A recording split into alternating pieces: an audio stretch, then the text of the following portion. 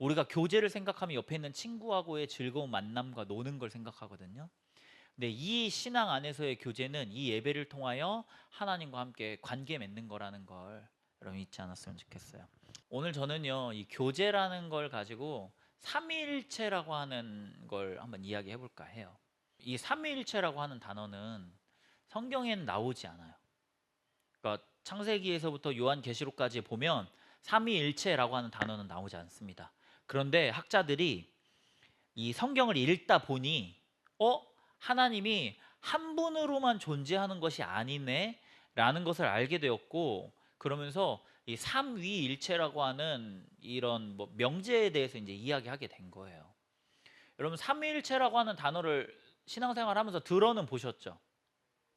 삼위일체, 그러니까 하나님과 예수님과 성령님이 한 분이시다, 이런 거를 이제 표현하는 건데, 그 안에 관계가 있다는 거예요.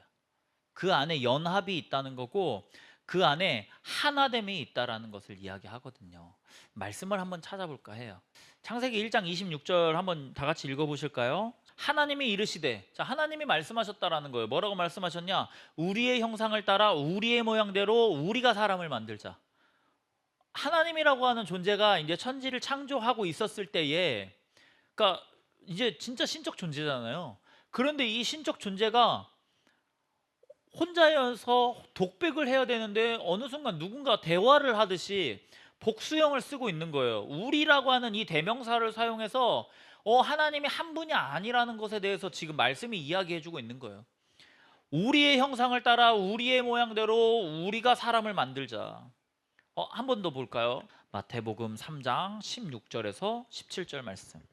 예수께서 세례를 받으시고 곧 물에서 올라오실새 하늘이 열리고 하나님의 성령이 비둘기같이 내려 자기 위에 임하심을 보시더니 하늘로부터 소리가 있어 말씀하시되 이는 내 사랑하는 아들이요 내 기뻐하는 자라 하시니라. 자, 잘 보세요. 우리가 흔히 성부 하나님을 우리가 생각하는 그 창조주 하나님으로 생각해요. 그렇죠? 성자 하나님을 우리는 성자 예수님이라고 표현하지만 그 하나님의 성자의 격을 우리는 예수님이라고 말하죠. 그리고 성령 하나님을 우리는 성령이라고 이야기하는데, 이 세 가지, 그러니까 삼위일체라고 표현하는 그 하나님, 예수님, 성령님, 이 존재들이 지금 마태복음 3장 16절 안에 한 방에 나오는 거예요. 한 프레임 안에 나오는데 보세요. 예수께서 세례를 받으시고 물에서 올라왔대요. 자, 예수님 등장. 그렇죠? 하늘이 열렸어요. 하늘이 열렸는데 성령이 비둘기같이 내렸대요. 자, 성령님 등장. 자기 위에 임함을 보시더니 하늘로부터 소리가 있어 말씀하시되 이는 내 사랑하는 아들이요 내 기뻐하는 자라. 자, 하나님의 음성이 지금 이 자리에 임했다.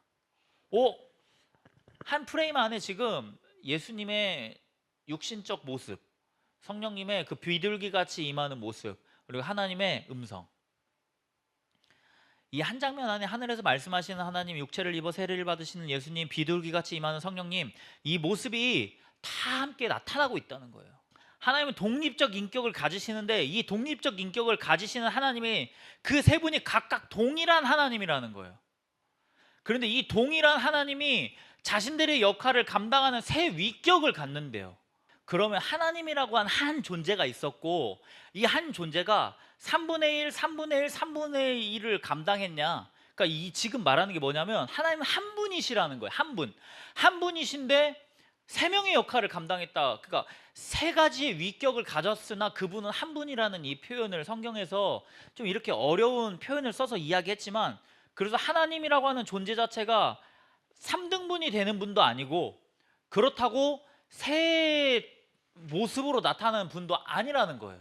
자, 요한복음 1장 1절에서 이렇게 말해요. 태초에 말씀이 계시니라 이 말씀이 하나님과 함께 계셨으니 이 말씀은 곧 하나님이시니라.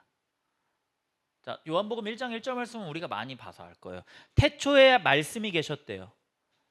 그런데 이 말씀이 하나님과 함께 계셨으니 이 말씀은 곧 하나님이라.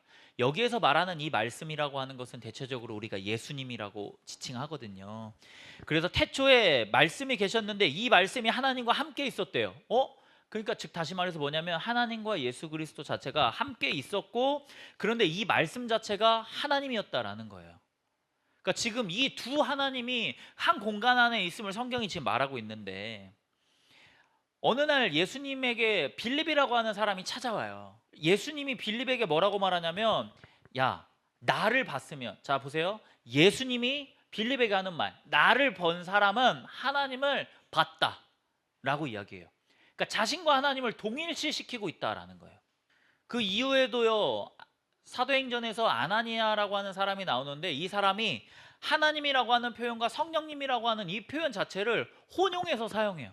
말씀에 혼용을 두면서 이때 당시에 이 사람들의 이 사상 안에 이미 하나님과 예수님과 성령님이라고 하는 이 세 존재에 대한 동일시가 이루어졌었음을 이야기하는 거예요. 왜 그러냐면 이 관계 안에 있는 하나님을 우리에게 보여주시면서 결국 그 하나님이 우리와 관계 맺음을 삼위일체를 통해서 이야기해주고 있기 때문인 거예요. 임마누엘 칸트라고 하는 사람이 그래서 이야기합니다. 유한한 인간은, 자, 한계를 가지고 있는 유한한 인간은 현상계 속에서, 자, 지금 이 세상을 살아가는 데 속에서 무한을 인식할 수 없다라는 표현을 해요. 그러니까 이 유한한 인간 자체가요, 이 땅 가운데 살아가면서 이 유한적인 세계 안에는 편협하고 어떤 잘못된 사고들로 가득 차 있는데, 그 안에 인간이 갖고 있는 이성이 어떻게 그 무한이라고 하는 하나님을 전적으로 이해하면서 살아갈 수 있을 것인가? 그거 불가능하다라고 임마누엘 칸트가 이야기하더라고요.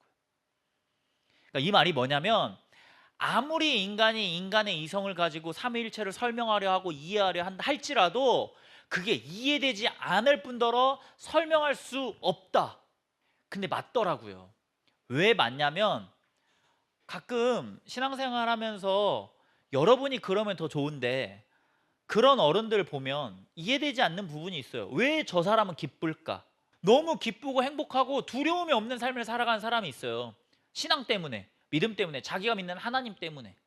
저 하나님 믿으니까요. 하나님 나와 함께 하시니까요. 그럼 이야기해보죠. 설명해봐. 하나님 어디 계신데? 여기요. 여기? 어디요?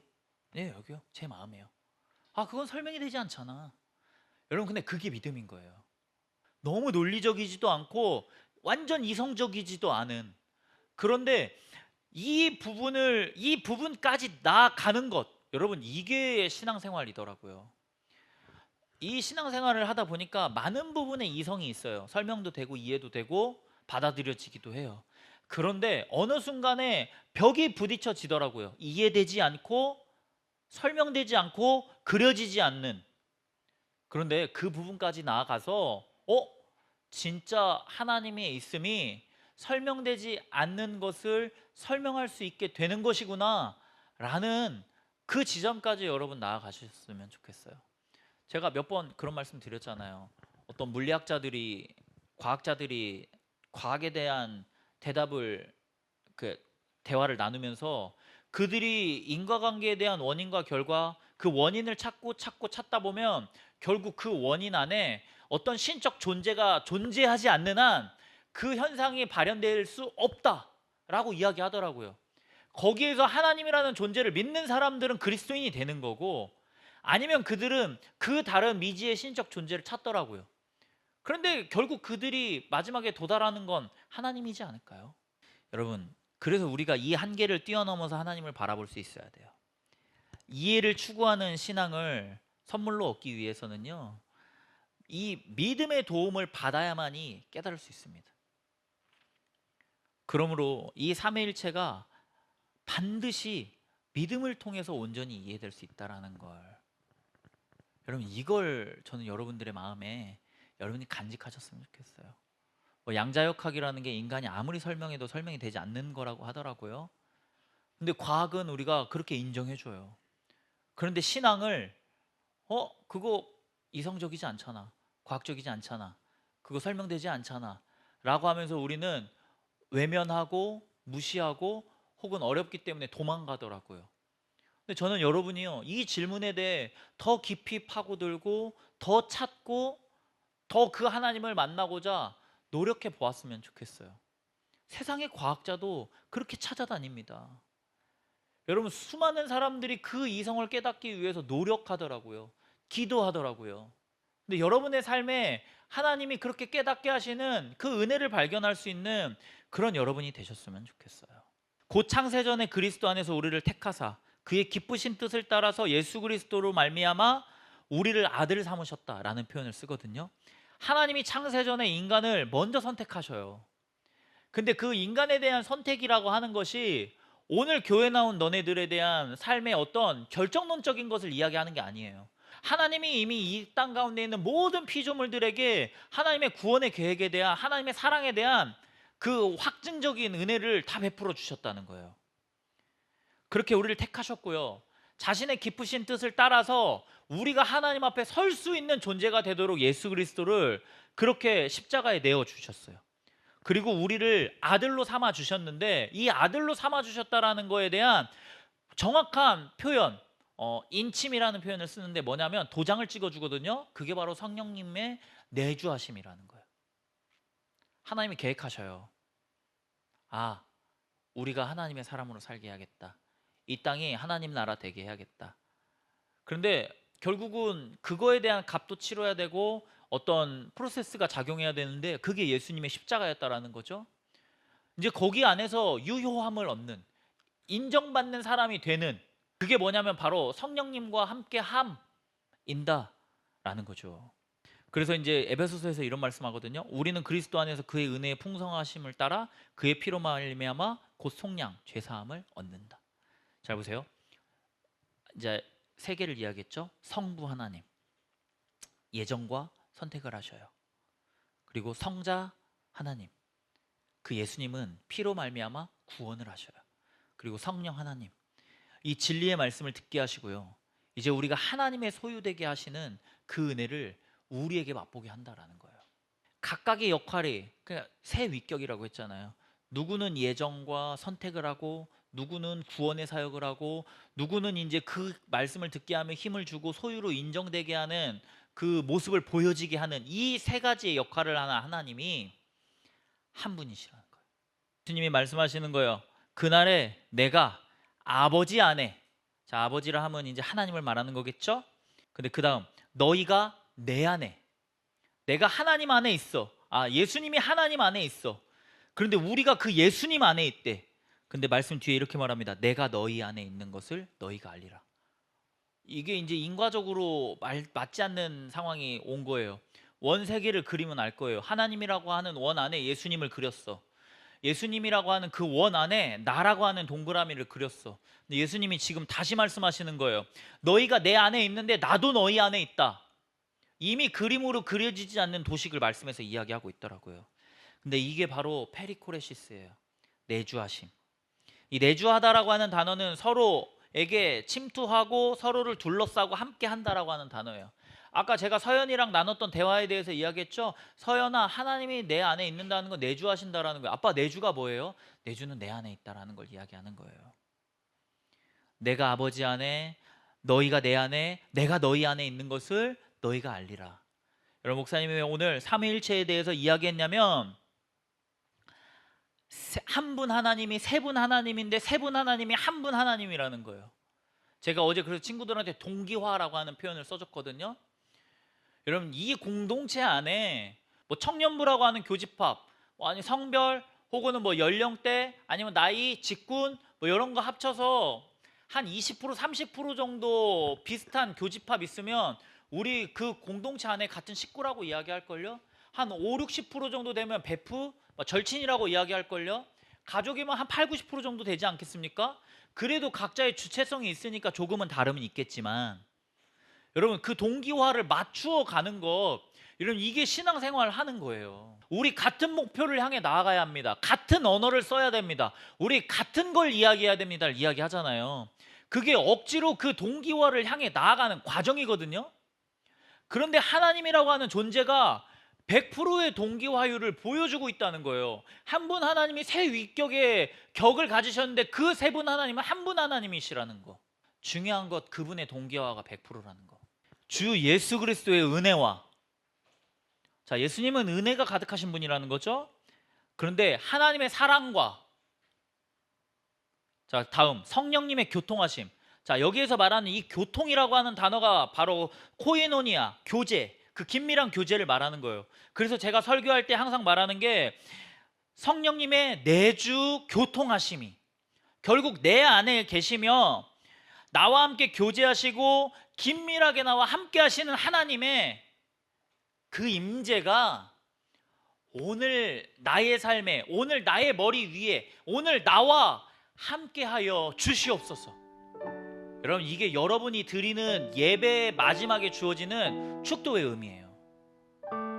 그냥 이번 주 행복하게 잘 사세요, 이번 주 건강하게 잘 사세요, 이번 주 재수 좋게 잘 사세요 하면서 축복하며 세상으로 나아가라는 의미가 아니라, 오늘 말씀 가운데 임재하신 하나님이 세 분 하나님이신데 한 분 하나님이셨던 것처럼 나와도 함께 그 100%의 동기화율을 가지며 나와 함께 해주세요. 여러분, 이거 이야기하는 거예요. 그가 그만큼 완벽한 동기화율을 이루시는 분이신데, 그런 긴밀한 교제가 이제 이번 주의 말씀을 통해 나와 함께 해주세요. 여러분, 그래서 그 페리코레시스를 이야기하는 거예요. 정말 그냥 같이 공존하는 거예요. 예수 그리스도께서 성령님으로 우리의 마음에 함께 하신다. 이미 그 표현 자체가 삼위일체를 인정하는 표현인 거예요. 예수 그리스도가 어떻게 성령님으로 우리에게 임하셔? 이해되고 설명되지 않습니다. 중요한 건 이미 그렇게 우리의 마음 가운데 임하셨다라는 거. 여러분, 그게 교제함이에요. 친밀한 교제는 동기화율을 높이는 거예요. 교집합을 높여 나가는 거예요. 그렇다면 여러분이 이 삶을 살아가며 하나님 안에 그런 친밀함, 그런 동기화율을 높이기 위해 어떻게 살아가시겠습니까? 어떤 말씀을 기억하고 어떤 찬양을 되뇌이고 어떤 기도를 하며 이번 한 주를 살아가시겠습니까? 여러분, 한 주를 살아갈 때에 여러분의 삶에 그렇게 하나님의 모습이 나타날 수 있는, 예수 그리스도의 사랑이 나타날 수 있고 은혜가 나타날 수 있고, 성령님이라면 저렇게 힘 있는 모습이겠구나 라는 것을 세상에 여러분의 삶으로 선포하며 나아갈 수 있는 그런 그리스도인들 되기를 간절히 소망합니다.